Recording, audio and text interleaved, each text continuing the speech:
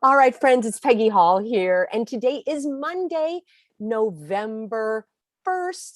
Monday, November 1st, my sister's birthday, and she is now enjoying it in eternal glory.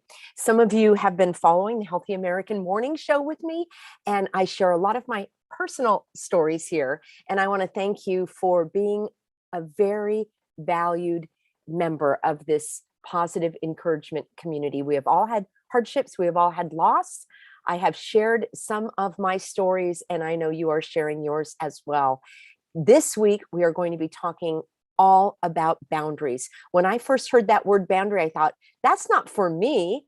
That is so restrictive. That is so limiting. That's only for people that have, psychological and emotional needs. And I thought that I don't want to get all wrapped up into this gobbledygook of boundaries. That's not for me. I can just take care of things as they come. That's how I used to think.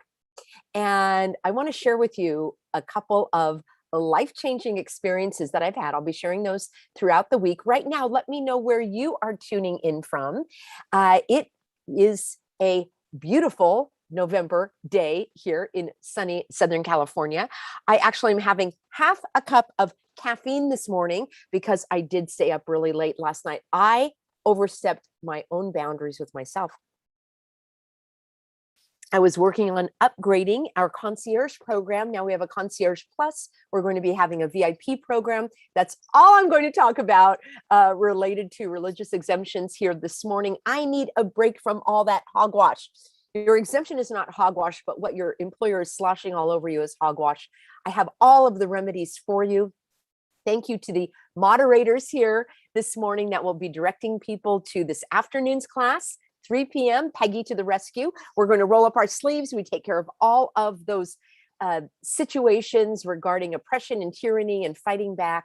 I have every remedy available for you there. Right now, why don't we focus on our emotional health, our physical and mental well-being, and of course, our spiritual health. I have a Bible verse I want to share with you today. Thank you to those who have asked me to pray. And oh my gosh, I pray unceasingly. And before we dive into the show, let me remind myself that this is a sponsored show. So let me hop right on over and give me 30 seconds to share this important message from Glow with Peggy. Thank you everyone for your feedback on this marvelous product. And the message I have is that as far back as history can track, humans have tried to reverse aging. We hate seeing our faces age, and while some solutions do work, most of them fall short. However, myself and thousands of others have successfully watched our skin look and feel younger before our eyes. And this secret is called Ageless Glow. You see it right here. I've tried countless anti-aging serums, and for me, this is the only one that really seems to work. 3 things have happened when I started using it. Number 1, my skin appeared firmer. This took years off my appearance. And secondly, my complexion brightened, and now I have a more youthful glow. Thank you to all of you for your compliments. And third, my skin has become softer and smoother. It's as if my skin firmed up. So if you want to feel younger, don't sleep on this. I want you to go today, glowwithpeggy.com. I cannot recommend it enough. The results for me have been nothing short of breathtaking. So get Glow with Peggy and get your glow back. And on Black Friday, which you know is coming up, go to glowwithpeggy.com, click the link below, get up to 38% off your order today. I don't participate in all that Black Friday stuff myself at the malls and everything. That's not something that I do. We celebrate a little differently. I'll have to talk about that on an upcoming show. So a big thank you. Let's see who we have on with us today. Friends, would you do me a favor? You need to minimize the chat on your phone. And if that's where you are tuning in from, click that thumbs up. That is the like button. Or if you are on your computer desktop, you can just see the like button. You'll hit that. This is a way that you can help me. All right. I do these shows with the help of my sponsor, and I do these shows with the help of you. We've got Kay from Northern California, Kristen visiting Santa Monica. Very, very stressful. I know. KP, I really appreciate your diligence in volunteering here. These are volunteers, my friends. and I really appreciate it.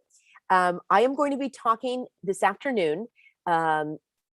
Peggy to the rescue. I'm going to talk about that EEOC. I already talked about it last Thursday, but I know many of you are just kind of catching up and catching your breath. It's very important that you binge watch all of my videos in the religious exemption playlist. I promise you all of your answers are there. And we've got Ann and Jason, Tanea, Audrey, Cheryl, T, hey, great to have you in the concierge program. We do have a whole new upgraded system. I can't wait till you see that, and a VIP program that will be released later today. And then Ken just got the live notice. Friends, I want you all to pat yourself on the back because of you giving the thumbs up and the like. That is how Ken was able to see that live notice, I believe. And Kathy's from New York. We've got Kathy's from Indiana. T in upstate New York, Sid from Salt Lake City. My sister was just there. She did a road trip and said it was beautiful. All of the national parks as well. Denver, Missouri, Hawaii, aloha. You know, for us in California, many of us, Hawaii is our preferred destination for our vacations. I have been to Hawaii countless times, and my husband and I were thinking about moving there about 20 years ago, and God had something else in mind, and I have so many wonderful memories of Hawaii, and I look forward to returning in freedom someday. The tide is turning, my friends.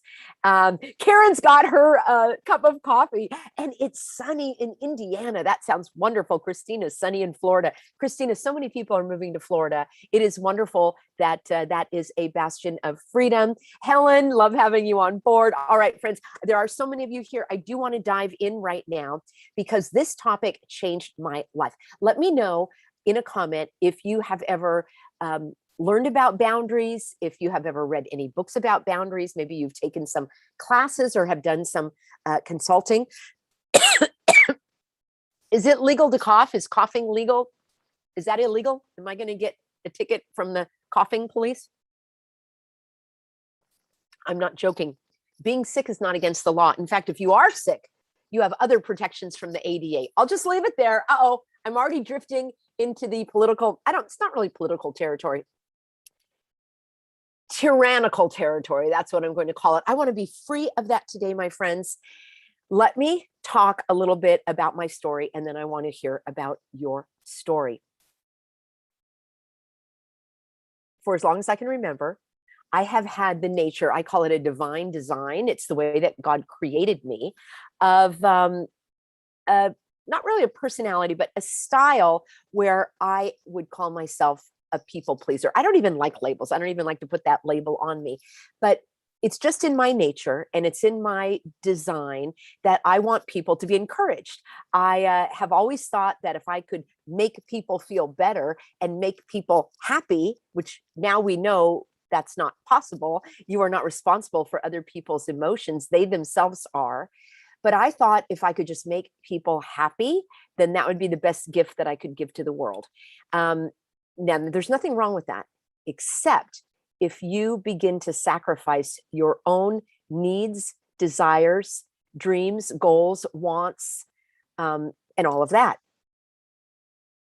I thought the more easygoing I was, the more I would say yes to everything, the more helpful I would be, the more I gave of myself, the more I sacrificed myself.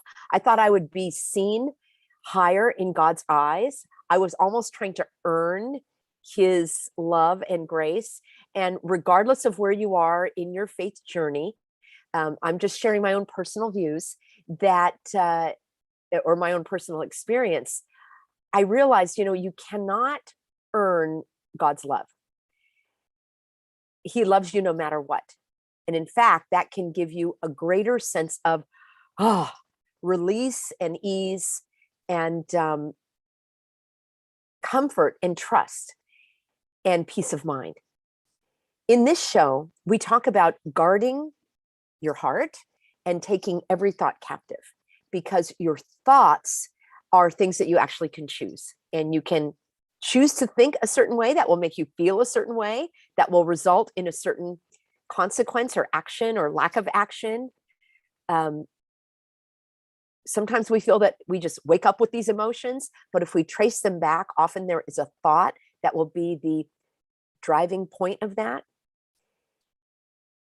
So when we take our thoughts captive, when we examine our thoughts, when we examine our mind, and the Bible is full of information along those lines, such as transform yourself by the renewing of your mind. And there is a Bible verse about taking every thought captive.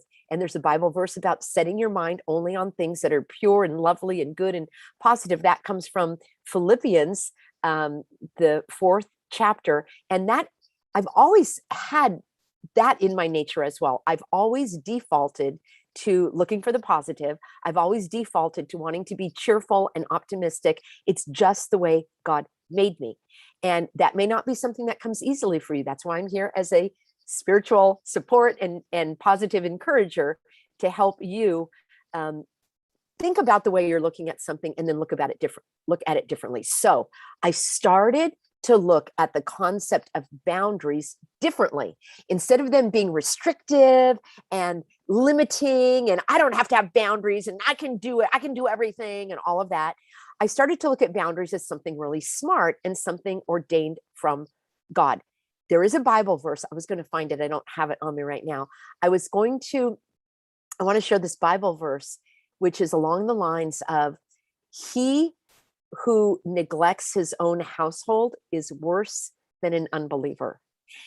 I'm paraphrasing. And what that means to me is that if you don't take care of yourself and your immediate household at the expense of always doing for others, God does not look upon you favorably. You are not honoring him by honoring yourself and your household. So let me talk a little bit about how I came upon this notion and how it impacted my life. And we're going to be talking about boundaries all week. Let me pop into the stream and see what's going on with your comments here. All right, West Virginia online. And okay, so friends, I know I opened the conversation to some non-positive talk. Let's bring ourselves back over here. And I promise you, I will be talking all about that this afternoon at 3 p.m. And Sharon says, we're not responsible for other people's happiness. Wouldn't it be nice if we could be? You know, if we had that ability, then wouldn't everybody be happy? If I was able to make everybody happy, I would make everybody happy. It's not possible. Individuals are responsible for their own thoughts, their own feelings, and their own actions. We can encourage and teach and educate and enlighten and inform them of the fact that they can choose their thoughts, that they can control their emotions. Oh my gosh, we're on episode 34 today. I hope everyone will go back and watch episodes 1 through 33, because that's exactly what we talk about. And that would be helpful if someone is interested in hearing from you. All right, let's see other comments. Boundaries keep you safe. That's our friend Getting Through Life. Yes, think of that as, you have your house, you have your 4 walls, you have the door. Some of you lock your door, and inside you are safe. Let's talk about how I came upon this, and then I would love to hear about you as well. Let me get myself back here onto the screen. I've done a lot of work in animal rescue, and some of you have as well. We shared our love of animals and the pets that we have. And it's a little bit troubling to me because we have one of our little kitty cats is not doing very well. She was diagnosed with kidney disease, and we have taken her, I'm about to take her to the 3rd vet, and hopefully we'll be getting some relief for her. Let me know in a comment below if you have ever dealt with kidney disease with an older cat. My little kitty cat is one of several that I rescued from Hurricane Katrina in 2005. Some I found homes for. We kept 2 of them. And so now they are 16 going on 17 years old. And, the body's just starting to age. And it's very, the one cat is very healthy and the other is just having the signs of the kidney disease. So please let me know if you have any comments. But I've been very, very active in animal rescue. And I know some of you have as well. What does this have to do with boundaries? I tried to do every single aspect of animal rescue that I could. I would get people to donate all the blankets and food and materials. I would drive those over to the shelter. Sometimes I would drive 90 minutes, 2 hours to get these materials to the hardest hit shelter. If somebody texts me at the last minute, I would drop what I was doing. I would get in the car. I would drive to the vet. I would pick up the animal. I would drive it to another rescue group. And again, hours and hours at a time. I would do the networking and fundraising. I actually have my own website. It's paused right now only because of the naysayers and the haters online were attacking me. But I will be opening up the doors to that website very soon. It's called Compassion for All. And this is an not-for-profit organization that I started in 2005. I've been in animal rescue my entire life. I've worked at animal shelters where I was the educational specialist giving tours. I was instrumental about 5 or 6 years ago in these flights where the animals get on board and they fly to other states and animal shelters that have better resources than we have in California. It's not that we don't have the resources, that it's, again, the politics are so bad. Some of these shelters are just kill shelters. So I fostered the dogs. I would do home checks for the animals. I mean, A to Z, and I know many of my lovely, wonderful, healthy American angels in animal rescues are still doing that to this day.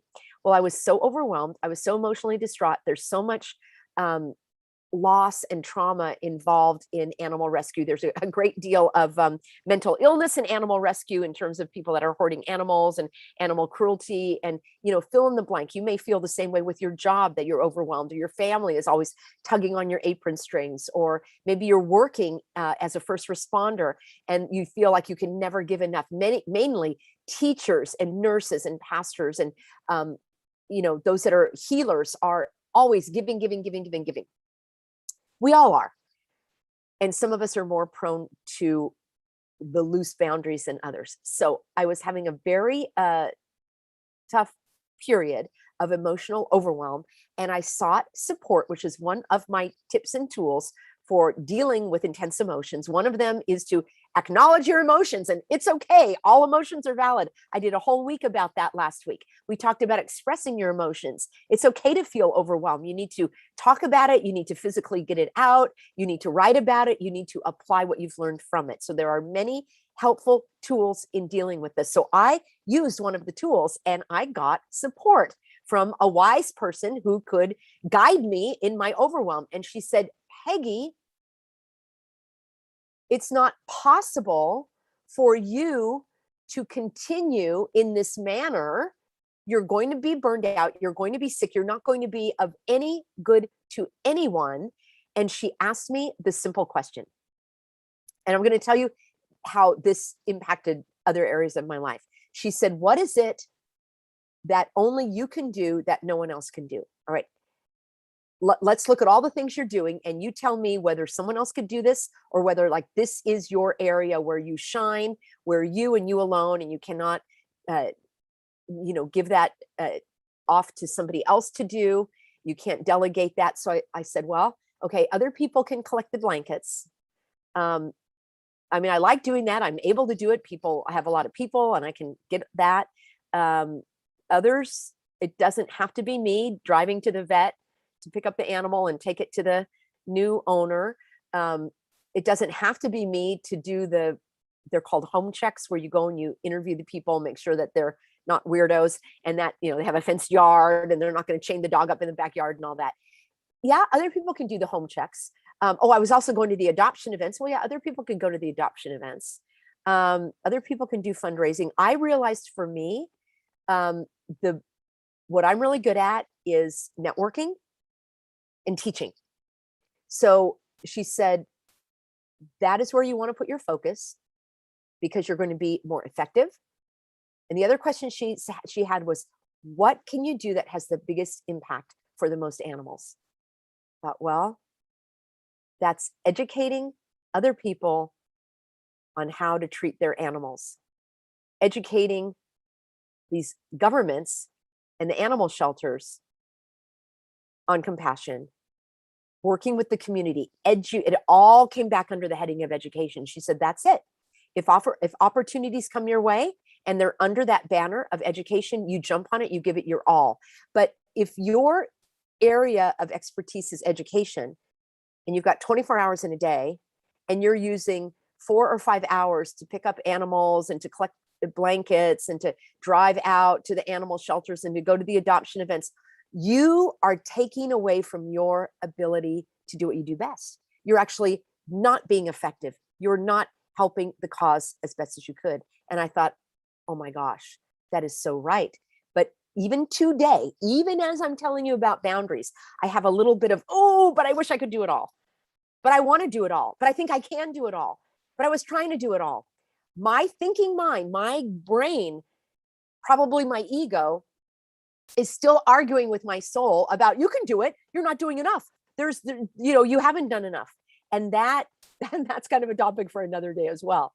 But when I got permission from this caring individual who supported me, I thought, she said I should focus my time in my area of expertise, and that boundaries are actually beneficial. You please drop that in a comment below if you agree with me. Boundaries are beneficial. Boundaries are beneficial. They're not selfish. It's smart. It's smart to know your limits, and then you can give it your all. Now, this is just one aspect of boundaries.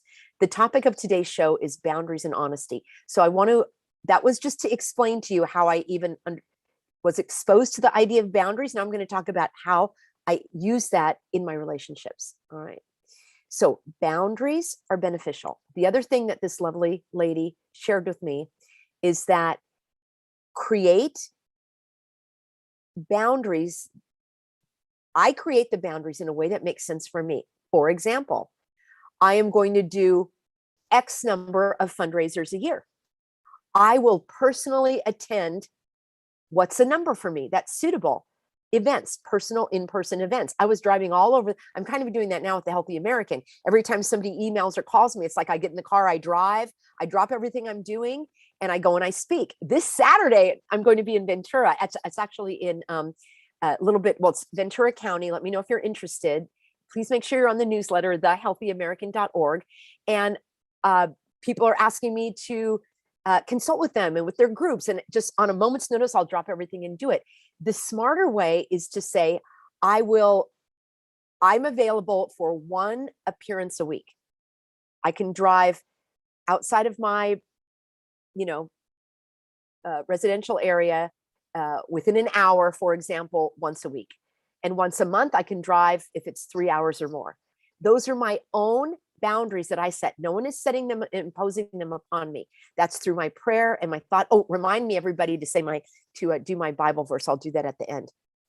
Let me make a note so I will remember to do that. So that was what I did with the animal rescue. So I will go to 3 major fundraisers this year. For example, I have this amount of money that I'm going to donate, and I'll decide who it's going to. By the way, if you're interested, also email support@thehealthyamerican.org. They'll let you know all about the animal rescue groups that I do. I have a video on my YouTube channel. I think it's under personal stories in that playlist. And I show you the exact websites of the animal groups that I personally support. Thank you to all of you that have asked about that before. There are a lot of shady ones out there. I do not do the large ones. I do not. No. I learned my lesson. The bigger they are, the less money they get from me. I give directly to the individuals that are boots on the ground, that are doing the work that I know personally. And I'm happy to write a big old check because I know that they are doing the work that is ordained by God. And I just look toward the Lord for his direction for me in that as well. So I learned how to set boundaries of my own choosing. That gave me freedom. It gave me peace of mind. It reduced overwhelm, and it simplified my life. So that if someone said, we've got this other fundraiser coming up, and I'm like, oh, I've already set my time, I've already gone to the 3 for this year, or I've already donated the amount I'm able, or that's not actually, I rarely have boundaries when it comes to that. But in terms of my time and what I'm working on, I have gotten so much better. And the beautiful result is that I actually, I need to do a little eye drop here. I actually, oh,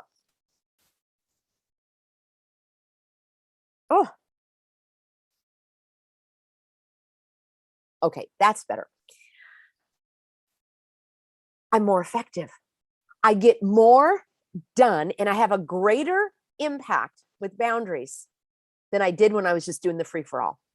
So when I saw how this impacted me in the animal world, and I thought, wow, I am so much more efficient when I have directed my resources and energy and time and effort into specific channels that I have chosen, when I know in advance that I'm going to only have one event a week or one event a month, or whatever the case is. I'm just using examples. You decide what's right for you. And some people, like with the animals, it's like, okay, we had to put boundaries on our animals because we had 5 animals in a small area. And it's like, I wish I could have every animal in the world. I know many of you feel the same way, but there is the fact of limited time and resources and energy. So you get to choose. Now, let's switch this over in our last part of the conversation today. The topic of the live stream is boundaries and honesty.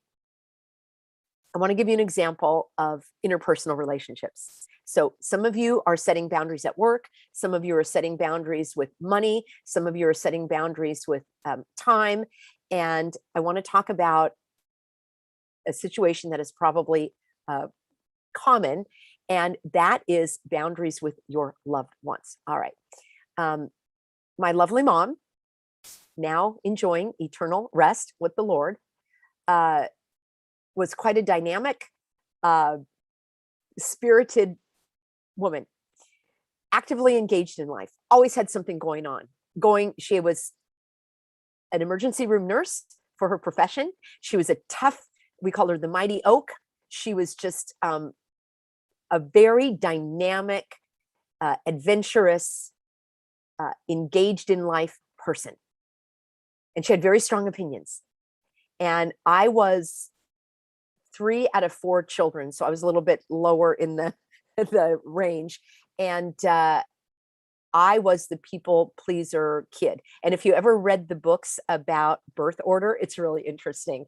And it talks about how the firstborn child has a certain nature, and the second and the third is often the peacemaker, because you're the bridge between the older kids and the younger kids, and you're the compromiser, and you want everybody to be happy. And combined with my divine design, those of you that are in the freedom learning, you know exactly, we did an entire program all about how God designed you to be. It's eye-opening. It's a favorite part of that program. We'll be doing our freedom learning starting in January, so stay tuned for that.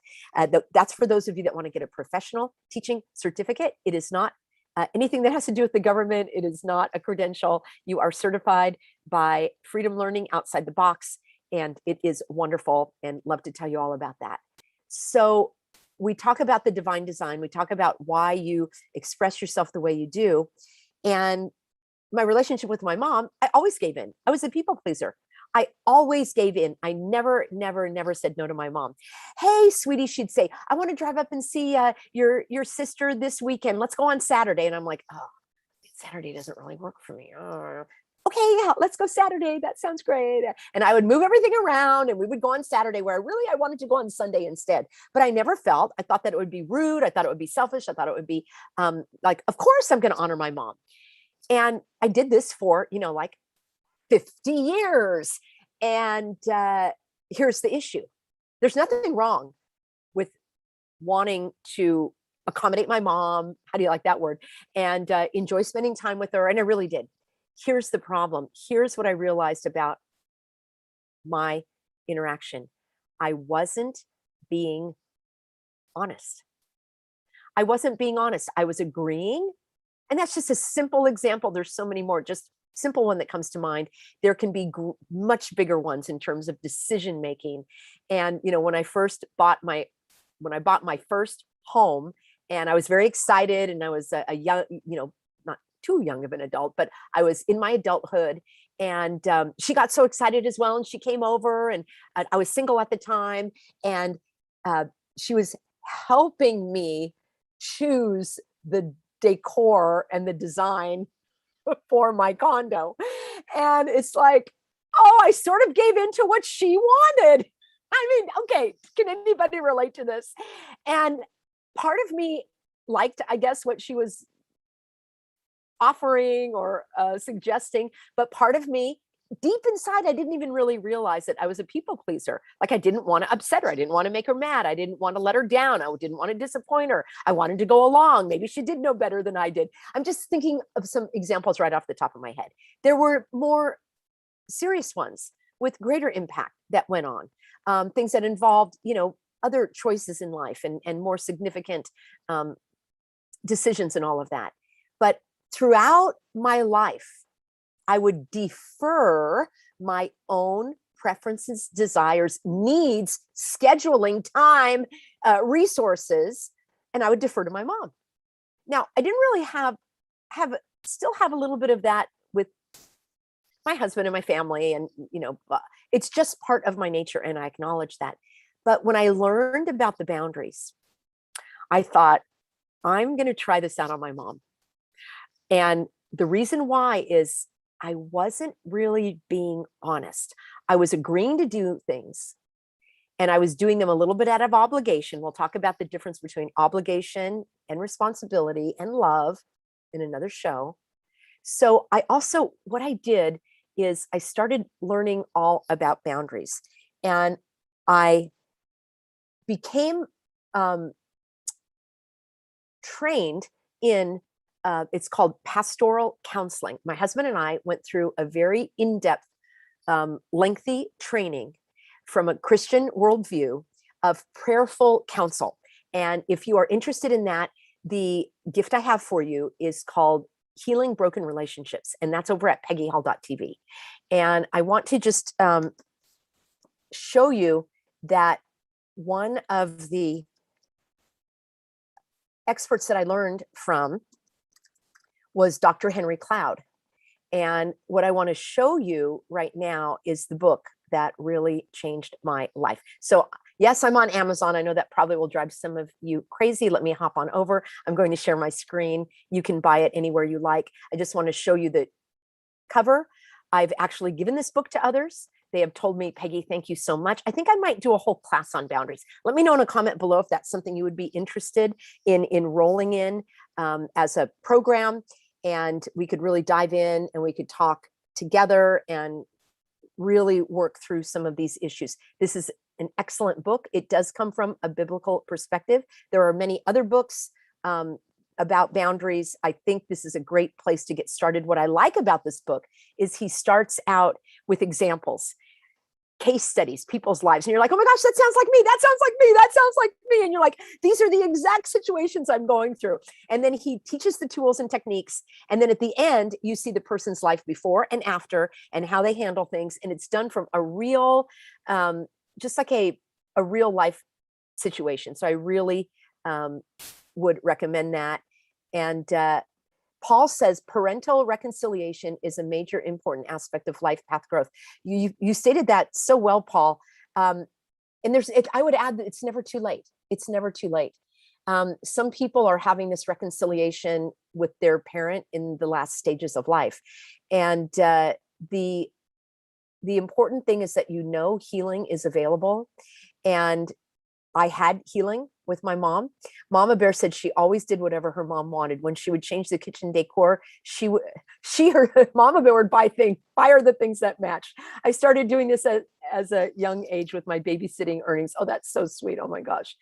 Okay, and I'm going to read through the chat also, friends. I can't always keep up with it. And some of you are giving comments that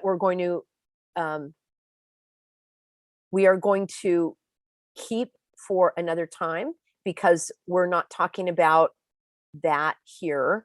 All this political hogwash and current, we want to keep everything nice and supporting. Bourbon says that they're dealing with the father in the same way. It's a control thing that cannot control themselves. Let me tell you about what happened to me. And we're going to talk about this all week. We might even talk about it next week as well. There's so much to get in there. Matoka says she has to ration honesty. Most people cannot handle total honesty. It doesn't matter if they can, right? What only matters is what you express. We cannot be responsible for how they receive our information. Okay, and I'm going to be reading all of you that are giving me information about your kitty cats, and I'm so sorry about Sharon, your kitty cat with lymphoma. That is happening so frequently, and I'm so sorry about that. All right, let's talk. Let me explain what happened with my mom. So I thought, I'm going to try this, and again, with the help of my supportive counsel, a woman that I was getting support from. And I started learning about this as well. I was going to classes. I was learning about expressing myself honestly. That doesn't mean you're hurting anyone's feelings. It means that you are expressing your truth. So I thought, well, I'm going to start with a low level thing with my mom. And here it is. This is as simple as it can be. So my mom and I were walking my lovely girl, Teddy. I showed you a picture of her before. My lovely girl, Teddy, we were walking around the park, and I noticed that, Teddy was getting a little tired and we wanted to turn around and go back. And I said, I think let's just turn around here, Mom, and we're going to walk back. Well, I want to keep walking around the playground, she said. All right. In the old days, I would have said, okay, I would have kept walking around the playground, even though I wanted to turn around. And here we go. It's like the first time in my life. And I said, Mom, if you want to keep walking around the playground, that's fine. Teddy and I are going to turn back now. I couldn't even believe I said it. I didn't know what would happen. What did I think was going to happen? And she said, oh, okay. And we turned around and we walked back. And it's like, oh my gosh, I stood up for myself. I said that was far enough. And I didn't force her. See, that's the thing with the boundaries. Henry Cloud is going to teach you. She can do whatever she wants. I didn't stop her from walking around. I said, sure, Mom, you go ahead. We're going to turn back. And she paused for like a second, and then we turned back. And it was like, wow. Now, for just a split second, I felt that little pang of, oh, I should have just kept walking. And see, that all comes from, my belief is that comes from the anticipation of future guilt. I'm going to feel guilty. What if I never get to walk around the park with my mom again? And I'll always remember that time I turned around. Friends, why would I focus on that? I'm going to focus on all the lovely memories I had, all the times I did go above and beyond. Why would I focus on the one thing? Plus, that wasn't even a problem. She didn't have any problem with it at all. I was like, wow. So we're walking back, and part of me is feeling guilty. Part of me is feeling a little like, was that pushy? And then part of me was feeling, wow, I did it. I did it. Okay, so now we have another scenario. And she says, hey, Peg, I want to go up and see your sister this weekend. Why don't we go on Saturday? And I said, oh, Mom, I would love to go and visit this weekend. I'm booked. Saturday doesn't work very well for me, but why don't we go up on Sunday? And I'll drive and we'll do Sunday. And she goes, well, okay, yeah, we can do Sunday. And I'm like, I did it. I stood up again. I stood up for myself. Saturday didn't work. Why isn't my schedule as important as my mom's schedule? Why isn't my schedule as important as anybody's schedule? It is. And your schedule is important too. And your time is important. And what you want is important. Not that you're shirking the obligations of others. Now, if I had agreed to go with her on Saturday, and then at the last minute I said, you know what, Mom, Saturday doesn't work for me, then I should feel guilty because I'm not honoring my first obligation. That is a topic for another day. I always honor my first obligation. I don't care if something better comes around. I never, well, never is a strong word.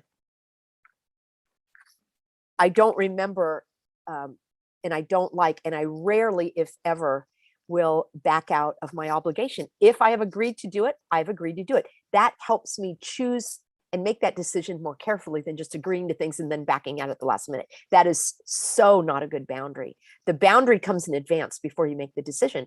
So that was another example. I'm like, wow, it worked. Now I want to tell you the great thing about operating in honesty. You see, I felt better about myself.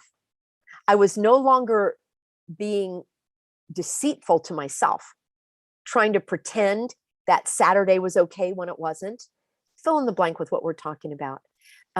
There may be far greater things, maybe your spouse wants you to move and you're like, I don't really want to move, but they're pushing you. You're like, well, what I care matters too. And I'm going to talk about this. And when you read that book, Boundaries, you get all of the information.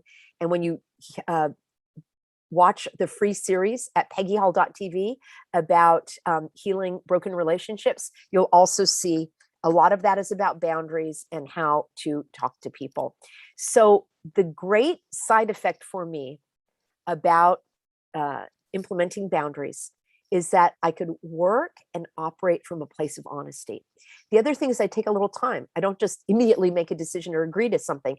I will prayerfully consider it and I'll say, let me think about that. I want to see how that fits in. And then you're going to work from honesty. When you're doing the people pleasing and you're bending over backwards, if it doesn't feel right in your soul, that is a signal that something is off. And remember, God wants you to use your time, your talents, your tools, your resources, your energy in a way that serves him and that allows you to be honest and forthright in your dealings. If I said, sure, Mom, that's good. Yeah, we can do that. I'm actually not honest and it doesn't sit well with me. And what happens? That leads to resentment. And then I kind of grumble like, oh, I can't believe we have to go on Saturday. I have so much to do. I wouldn't, and then I don't even enjoy myself and the whole situation is ruined or could be ruined as well. Let's go back to the situation of the overwhelm with animal rescue, running in so many directions, being burnt out, grumbling about it, giving into drama and negativity and complaining and, oh, look at me, I do everything, only me, I'm the only one in the world that can do all this. Like that's your ego talking as well. So boundaries are beneficial. I'd like you to think about, as we close out the show today, is there a low level situation or opportunity for you to start implementing the boundaries? Another one that comes to mind that a lot of people tell me is when there is a decision to be made, something simple like, where should we go eat? And the people pleaser is always giving in to the other person. Or you haven't really learned to claim your own desires, your own choices, your own preferences. So yeah, wherever you want to go is fine. Okay, yeah, that sounds good. And then you go and you're like, oh, this is not really. You can stand up for yourself in these cases as well. So there is a potential sometimes for the pendulum to swing the other way. And when someone starts to feel their boundaries, they get really militant about it. Life is give and take. There is compromise. There is offering. Sure, what would you like to do? That sounds fun. Can I help you out? That's all a part of life. I'm not talking about having the pendulum swing to the opposite extreme, where you become resistant and hard-edged and you never compromise and you never do what other people want to do. And, that's not what I'm talking about. I'm talking about being honest with yourself, being honest with others in a tactful, polite, courteous way, to think about boundaries, to think about your needs, to think about all of that, and to read that book by Dr. Henry Cloud. He's going to express it more eloquently than I can. So the other thing I wanted to do, let me just hop on over here. Let me show you peggyhall.tv. This is the private exclusive platform. You can see all of my videos with the ads removed. And this is free. And these are locked, I think. But what you want to look at, so these are all exclusive videos that are not airing anywhere else. And I talk about In-N-Out. Yeah, I served as a consultant for In-N-Out many years ago. These are the free programs right here. Part 1, Part 2, Part 3, How to Heal Broken Relationships. You can go to peggyhall.tv. These are only going to be free through the end of, I think I need to put a limit on it to encourage you guys to watch it. Some of you are like, oh, watch that later. You really need to watch it. So I think after a while, they're going to go back into the vault. And then all of these you can see when you're a member of peggyhall.tv. These are private videos that are not airing on any of my other channels, lots of interviews. And then of course, you've got all of my other content and those without the ads. All right. The last thing I would like to do, friends, is I want to give you this Bible verse. Let me see. Am I still sharing? No. Okay. I wanted to tell you. All right. This is all right. Well, I think I'm going to have to find that for you next time. Shoot, I had okay. This is what happens when we're live, friends. This is what happens when we're live. What I want to do is I am going to read for you. Somebody emailed me and asked for prayer from Pastor David and myself. And so I wrote to her and I said, thank you for reaching out. Please know that Pastor David and I pray that you will feel the peace of the Lord surrounding you with protection. May you rest in his healing hands of perfect love. May your faith grow in these times of suffering, and may you find rest from the world, your emotions, from your thoughts, and your pressing needs. We know that God will pull you back from despair. Keep your eyes and heart on him. And then here are a couple of scripture passages that we really like. All right. Matthew 11:28-29. Come unto me, all who are weary and burdened, and I will give you rest. Take my yoke upon thee and learn from me, and ye shall find rest unto your soul. And then 1 Peter says, cast your cares upon him, and he will give you peace. This one I really like. This is just a Psalm 54. Save me, O God, by your name, and vindicate me by your might. Hear my prayer, O God, listen to the words of my mouth, for strangers rise up against me. Ruthless men seek my life, men with no regard for God. Surely God is my helper. The Lord is the sustainer of my soul. He will reward my enemies with evil. In your faithfulness, destroy them. Freely I will sacrifice to you. I will praise your name, O Lord, for it is good. For the Lord has delivered me from every trouble, and my eyes have stared down my foes. All right, friends, that is getting us ready for this afternoon, 3 p.m., Peggy to the rescue, where we are going to talk about taking care of those foes and those enemies. But right now, I want you to think about being honest with yourself, with your loved ones. And let's take one last look into the chat here. So great to be with you this morning. And did I lose our chat flow? I've got so many windows open, friends. Big thank you to everyone who's been on board this morning. And please know that I read the comments after I am offline and or after I, let's see. Whoops. Well, I know you're out there, everyone. I know you're out there. Okay. And I appreciate for being here as well. I really appreciate the support that you give each other. I've said it before. I'll say it again. I have the best audience on YouTube. You're smart, savvy, supportive of each other. And I am grateful for you as part of this positive encouragement community. Let me know how it goes with boundaries. And I look forward to seeing you tomorrow. We are going to be talking about boundaries and obligations. What about when you are obligated to do something? I'm going to help you and share the way that I frame my activities and obligations and responsibilities and how it makes me feel better about them. And I hope that will help you as well. Take care.